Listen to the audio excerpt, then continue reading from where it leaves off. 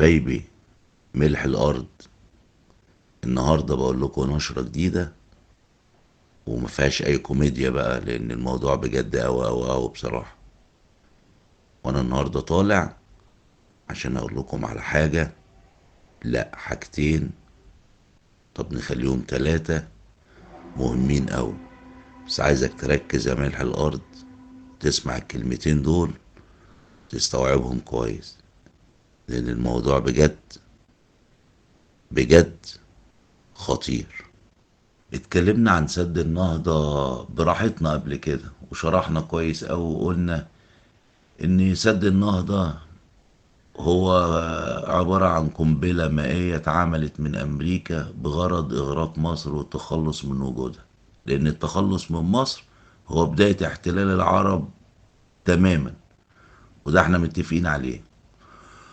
قلنا برضو إن الله لا يصلح عمل المفسدين، وإرادة ربنا ان المتضرر الاول بالسد هو اثيوبيا نفسها، اهو ربنا زي ما بقول لك كده. اما سياسيا بقى فما فيش اي مكسب حققته اثيوبيا، وبل بالعكس خسرت كل الدول الجارة ليها، جيرانها يعني، لان السد تسبب ليهم في زلازل وبراكين وقطع ارزاقهم، واتفاقيات توريد الكهرباء كلها خسرتها. ومصر اصلا بفضل الله حصرتها هناك، وعملت للدول دي محطات كهرباء. هنا بقى يا شقيق لازم تفكر في حاجة كويسة أوي. ناس بتتعامل مع اثيوبيا على انها دولة وكيان مستقل وكده، مع ان الواقع هو انها مجرد الكحول، ولا مؤاخذة الكحول بتاع الكوكب. حاجة كده حد بيحركها وبيمضيها على ايصالات وبيمضيها على عقود، وفي الاخر هو اللي بيتحبس. انت عارف قصة الكحول في اسكندرية، وفضلوا بقى الاخوة يهاتوا ليه مش بنحارب، يلا نضرب السد. وقلنا احنا مش عسكريين يا جماعة عشان نوضح خطط حرب ولا نتكلم في اللي ما يخصناش اصلا، وان القائد له رؤية اخرى وفقا للبروتوكولات السياسية. بقى مصر بفضل الله لعبتها صح، وصح قوي كمان. انت دولة المتربصين بيها كتير، والمنتظرين انك تقع في خطأ عسكري كتير علشان العقوبات تنزل ترف عليك يا معلم ويتخرب بيتك. فيبقى الصح ايه؟ الصح بقى هو الحصار واحكام قبضة حديدية على عدوك. التوجه للصومال. احنا من سنة فاتت كده بنتعاون مخابراتيا مع الصومال. اتفاقية الدفاع المشترك بين مصر والصومال تحميك من اي عقوبة مستقبلية. ليه؟ لان اللي بيلعب الجيم نيابة عنك هو الصومال مش احنا. ونروح نشوف تصريحات بقى وزير خارجية الصومال. الراجل قال ايه؟ قال تصريحين مهمين اوي اوي اوي عايزك تستوعبهم. سنرفع التعاون مع مصر لأقصى ما يمكن في كل المجالات، ولا أحد له سلطة علينا. قوات حفظ السلام من ضمنها القوات الأثيوبية في إقليم سومالي لاند، نهايته ديسمبر اللي جاي ده 2024. وإن تاريخ 1 يناير 2025 ولو ما تمش انسحاب ليها هنعتبره احتلال، وفي الحالة دي سنقوم بالدفاع عن أراضينا ضد الاحتلال. لكن الهدف منه طبعا هو منع تدفق القوات المصرية. فقال يعني كده مصر خافت؟ طب بذمتك كده يعني مصر خافت؟ لا يا راجل، مصر خافت كده ورقابها خبطت مع الجيران؟ لا يا شيخ. الرد المصري هو تدفق مزيد من السلاح والقوات للصومال. اثيوبيا لجأت لدولتين. ذهبت طبعا وزيرة الدفاع الأثيوبية للإمارات. لما راحت وزيرة الدفاع الأثيوبية للإمارات لبحث سبل التعاون العسكري، ده اسمه شغل لا مؤاخذة يعني سلايف وضراير وحاجات كده يعني، ملوش اي علاقة بالسياسة. هو انت مش بتحب بن زايد؟ اه، طب احنا بقى رايحين لبن زايد عشان لما نحاربك بقى تبقى الامارات معانا. فظيع قوي بيبي احمد ده. طبعا وزيرة الدفاع الاثيوبية ست خدت واجبها ومشيت، قفاها قمر عيش ولا مؤاخذة. رجعت بلدها بدون تصريحات ولا مؤتمر صحفي ولا اي تغريدة من عند ايلون ماسك ولا مؤاخذة. في نفس الوقت السلاطين بقى، السلاطين بعتت وفد الاثيوبيا لبحث سبل الدفاع عنها. لا، والحقيقة النتن قادر على مصر قوي قوي قوي من ناحية الشرق عشان عايز يروح لها الجنوب. لكن هو برضو ده شغل ضراير مش اكتر. انما بقى الشغل الصح انك تحقق نجاحات سياسية وعسكرية واقتصادية مع اريتريا اللي بتدعم اقليم التجري اللي بيعلن الحرب على اثيوبيا، وتسيطر على الصومال اللي بتدعم اقليم اوجادين الانفصالي اللي حركة الاستقلال اعلنت الحرب على اثيوبيا، وكمان تبعت مساعدات عسكرية وغذائية للسودان اخت بلادهم. فاكرين كده؟ انت قفلت الحدود كلها مع اثيوبيا. طب وهنا السؤال بقى بيقول لك ايه، الله، طب والصومال ما ردتش ليه على السيطرة على المطارات الجنوبية؟ لان اثيوبيا ضمن قوات حفظ السلام، واللي بنود الاتفاقية اللي من ضمنها الحفاظ على المطارات من توافد قوات إرهابية. ما اثيوبيا وصفت مصر بالدولة الإرهابية والمستعمرة كمان. اه والله زي ما بقول لك كده، كده كل المتمردين جواها وبالصلاة على النبي. يبقى انت فتحت 3 جبهات حرب داخلية جوه الحدود الأثيوبية، وكفيلة انها بإذن الله تنهك الجيش الأثيوبي ده إن كان عنده جيش أصلا. وتهلكه ليه؟ لا، وتهلكه ليه؟ ده انت يا راجل مش هتضرب رصاصة واحدة كمان. طب والسد؟ غصب عنه فتح البوابات وبيصرف المية بسرعة الصاروخ. انت تعرف ان اغلاق البوابات لمدة 23 يوم، 23 يوم بس، يفجروا السد؟ وده مش كلامي، ده كلام معهد برلين للدراسات الجيولوجية. وانهيار السد هيغرق السودان، لكن طبعا هيتسبب في 3 زلازل بمقياس 8 ريختر على الأقل تقدير. ده في اثيوبيا. 8 ريختر دي كتير قوي قوي قوي على فكرة، بس يلا بالشفا. فبيبي احمد بقى عامل زي الفنان العظيم الراحل محمود عبد العزيز في فيلم جري الوحوش. ساب الانترلوب بتاعه لامريكا وحلم يبقى مليونير، وامريكا تخلف عيل يقبض روح مصر. راح اختل والتاني اتشل، وهو عايش من غير التورلب، عايش تورو بس. ده بسبب ان في تشققات ظهرت، وتشققات كبيرة في جسم السد وفي سد السرج كمان، واللي ممكن في ليلة والتانية هتلاقيه على الأرض. طب ما هو ماسك في السد ليه بقى حاليا؟ يعني لو انت بتقول الكلام دوت، ماسك في السد ليه؟ هو فاكر طبعا ان دي ورقة ضغط يضغط ويستخدمها. واحنا بنقول له اقفل البوابات. يا عم اقفلها، والنبي والنبي لا تقفل بوابات السد، ارجوك اقفل بوابات السد يا عم، احنا عايزين نعطش. اقتصاديا السد وصل اثيوبيا للافلاس. اصدار سندات بضمان انتاج السد للكهرباء على 10 سنين، وقالت ال10 سنين وفاتت ال10 سنين وما انتجتش الكهرباء اثيوبيا في ال10 سنين، وفشلت اثيوبيا وتعثرت في سداد السندات. الحصول على قروض من صندوق النقد الدولي، والضمان كان استصلاح الأراضي الزراعية حول السد، وتصدير المحاصيل وتحويل عوائد التصدير لمدة 15 سنة لحساب صندوق النقد. ومعرفش يستصلح حتى فسقية زرع في بلكونته بتبيع أحمد ولا ما. طبعا بالتالي تم إعلان أثيوبيا دولة متخلفة عن سداد ديونها للصندوق، وده بيخلي الصندوق يصدر تقرير يمنع فيه المستثمرين الدوليين من التوجه لأثيوبيا، فبالتالي خسر أصول الدولة زي خط سكة الحديد ومبنى الاتحاد الأفريقي اللي خدتهم الصين، وأراضي إقليم سيدنا في الجنوب الأثيوبي اللي استولت عليهم الصين برضه والإمارات في مقابل مديونيات أثيوبيا ليهم. حبيبي ربنا يخرب بيتكم كمان وكمان.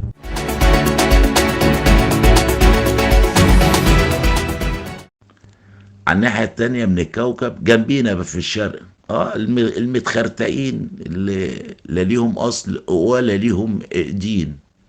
شوف بقى يا نجم، مفيش حرب بتستمر لمدة سنة فيها طرف واحد هو بس اللي بيحقق انتصارات. ازاي؟ يعني انت عمرك سمعت عن حرب تقعد سنة وفي طرف واحد هو اللي عمال يضرب، هو اللي عمال يضرب، هو اللي عمال يضرب، مفيش طرف تاني؟ هي كلها ضرب ضرب ضرب. طب مفيش حتى شتيمة. الغريب والعجيب بقى ان يوم ما تولى الشنوار رئاسة الحركة لا سمعنا عن المسافة صفر ولا صواريخ الياسمين سابقا ولا مؤاخذة. تقولش ياسين داخل المدرسة قريب وبيشتري له كده لانش بوكس ولا حاجة؟ يمكن. طب ما فيش تصريحات؟ طب ما فيش وعيد؟ طب شوية تهديد؟ الدك بس شغال والمجازر شغالة ومستمرة على أهالينا والأطفال والنساء. لا حول ولا قوة إلا بالله. يعني الضفة هي اللي جاية بمنتهى السلاسة. طب مش بذمتكم هو ده السيناريو اللي أنا قلته السنة اللي فاتت وبحذافيره؟ اللي هو مروان مصطفى عضو مجلس وزراء الداخلية العرب عرض من كام يوم على سكاي نيوز عربية تسريبات ليلة 6 أكتوبر أحد القادة يعني اللي بيبلغوا نتنياهو إنه تم رصد تحركات لسماح في اتجاه الجدار العازل لمستوطنات غلاف غزة وكأنها تدريبات. يقوم نتنياهو يقول له عارف دي مجرد تدريبات عادية. يا راجل ده حتى زفت لينسكي كل شهر يعمل له طلعة ولا اتنين كده، يفجر له خط غاز، يضرب له جسر، يضرب له مطار، يعمل اي حاجة في روسيا. ده حتى بيضرب جوه روسيا. انما الشهادة لله بقى الاخت سماح مفيش اي نصر حققته خالص. تعالى كده على مدار السنة اللي فاتت دي كلها، بقى داخلين اهو على سنة اهو، كلها كام يوم ونبقوا في سنة، مفيش نصر واحد حققته سماح. النهارده بقى هرتز الصحيفة الإسرائيلية بتنشر حاجة اسمها خطة الجنرالات، توخيتو شيلا جنرال. ده الهاشتاج المتصدر الميديا العبرية النهارده. ايه هي بقى خطة الجنرالات دي؟ خطة أعدها جيرو لايلاند رئيس شعبة العمليات الإسرائيلية، وأخد التأييد 93 واحد من مجلس الجنرالات المكون من 101 جنرال، ووافق عليها النتن. طب عبارة عن ايه بقى الخطة دي؟ خد عندك يا سيدي. تقسيم غزة شمال وجنوب، وده تم بالفعل عن طريق محور نتساريم، وكمان اخدوا 6.5 كيلو زيادة.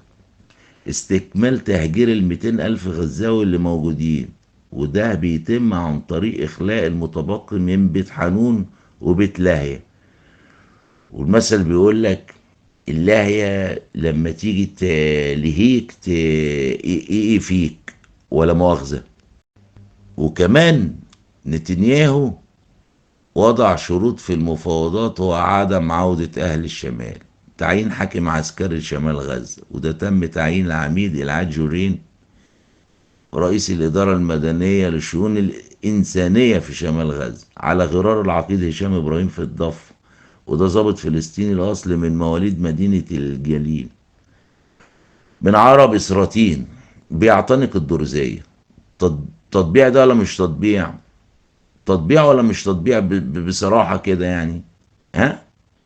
فين العرر اللي بيقولوا وين الحكام العرب والفلسطينيين اللي بيخونوا أراضيهم ببجاحة يا بجحين؟ لقوا كمان إغلاق شمال غزة وإعلان منطقة عسكرية، وده تم بالفعل. فاضل طبعا المرحلة الخامسة، نقل 50% من مستوطني غلاف غزة للمستوطنات الجديدة في شمال غزة. الكلام ده قلناه بالحرف السنة اللي فاتت، وقلت لك بعد الانتهاء من المخطط ده هيتوجه النتن إلى الضفة الغربية وجنوب لبنان، وإن صواريخ حسن أوقو هي نفس صواريخ الشنور اللي بتستهدف القطط والشجر، وبيقعدوا يدبدبوا على الأرض عشان يستكملوا الإبادة. طبعا انتوا عارفين ان النتن راجل كيوت وديمقراطي قوي قوي قوي، وبيحب الفلسطينيين جدا جدا، وبيحب الدفاع عنهم وعن حقوق الإنسان، وبيسعى لتحرير الأرض. فسابهم، قال لك سيبهم يتدربوا. أنا فاكر الجملة دي سمعتها قبل ثورة يناير، أما قال لك سيبهم يتسلوا. ده بقى قال لك سيبهم يتدربوا عند غلاف غزة. الكلام ده ملهوش أي ترجمة فعلية غير إن النتن كان عارف كويس قوي اللي هيحصل يوم 7 أكتوبر، وإن التعليمات عدم التصدي ليهم وإيقاف القبة الحديدية هو اللي أعطاها وفقا للاعترافات ميري وزيرة الاتصالات في إسرائيل. ده كمان قال الكلام دوت مدير الشباك المستقيل. كل ده بقى بسبب القلق اللي عامله هجار المتحدث باسم جيش الاحتلال، وتبنيه موقف جالنت وزير الدفاع بالخروج من محور فيلادلفيا، واللي بالمناسبة مأيداه القناة ال 12 الإسرائيلية، واللي أول امبارح نشرت فيديوهات عن 9 أنفاق بين غزة ومصر، ومشي فيها هجاري للآخر، وأظهر إغلاقها من الجانب المصري. واحد منهم اللي كان فيها جثث ال6 أسرى. سماح تعمل من أجل مصر، قتلت الأسرى ورمتهم في نفق يوصل لسينا، ومغلق من الجانب المصري، وريحته صرف صحي وحاجة تقرف. طبعا انتوا عارفين سماح بتحب مصر قد ايه، مش عايزة تورطها ولا تجرجرها في حرب مع اسرائيل خالص، اصلها بتعمل لمصلحة مصر. ايه بقى مصلحة مصر في اثبات نفعية انفاق مصر اللي قفلتها؟ اقول لك يا شقيق، اثبات ان مصر بتزود سماح بسلاح فتبقى هدف اصدار عقوبات على مصر تم تحقيقه بتهمة دعم الارهاب. اثبات ان سينا خطر على اسرائيل، وان الشنوار ورجاله والاسرى داخلين طالعين عليها، فيبقى اسرائيل تعيط وتقعد تدبدب في الارض وتطلب قوة دولية في سينا لحمايتها والاستكمال خطة التهجير. يديهم ذريعة قانونية كده لنتنياهو لاستمرار احتلال محور فيلادلفيا. يا سلام، دي بتموت فينا قوي سماح قوي كده. انا اول مرة اشوف سماح بتطبق المثل اللي بيقول بيحبنا محبة جوز الام الشمام لبت مراته المراهقة. زيها زي صواريخ الواد اللقيط ابن اللقيط، اللي هو نتاج زواج المتعة الحوثي ولا مؤاخذة، اللي الهدف منه هو استمرار اعلان مظلومية اسرائيل وانها فريسة يا ولدان للوحوش اللي حواليها، وحوش ادمية حوالين اسرائيل، مع توفير رواتب مساوية للضباط والجنود الصهاينة، وتوفير وثائق علاج وتأمين صحي، وإعفاء أبنائهم من المصروفات الدراسية طوال فترة الحرب. يعني برضه تأكيد نفس الكلام بتاع السنة اللي فاتت. قلنا حتى لو المواطنين الصهاينة هربوا من التجنيد النتن هيلجأ للمرتزقة. وطبعا اللجوء لجبهة الأردن ده معناه اليأس من مصر، وربنا يثبت ملك الأردن. أتمنى إن سماح ما تعملش لمصلحتنا تاني، وأما تقتل الأسرى ترميهم في الهوا الطلقة كده، عشان الأنفاق أنت عارف المغلقة دلوقتي، الحر والريحة هتبقى نتنة ولا مؤاخذة. احنا دلوقتي بقينا قدام أمر واقع يا نجم. افتح جبهة الأردن لاستكمال الحصول على مزيد من المستوطنات، ونفتح جبهة جنوب لبنان للاستيلاء عليه، الانتهاء من احتلال شمال غزة. طب هيكمل ازاي؟ امبارح قناة 13 الإسرائيلية أعلنت عن إن الحكومة الإسرائيلية بصدد الموافقة على قبول طلبات لجوء لمليون لاجئ من دول إفريقية، بشرط إنهم يوافقوا على التجنيد. خلاصة الكلام، لا أمريكا هتتخيل عن إسرائيل، ولا هيفرق معانا ترارامبو ولا هريسة. اللي ينجح ينجح، ولا سياسات أمريكا هتتغير تجاه مصر، وهنفضل نسمع عن المعونة ومش هنشوف منها حاجة. وهيفضل القائد القوي الأمين راجل وقائد، وربنا بينصره ويحارب أمريكا في كل مكان في عداوة لمصر والعرب. عايزكم تثبتوا على قلب رجل واحد زي ما بنأكدها في كل نشرة. خلاص فات الكتير، ما بقاش إلا القليل، وهنشوف مصر المحروسة ونفرح مع قائدنا القوي الأمين. أشوفكم على خير.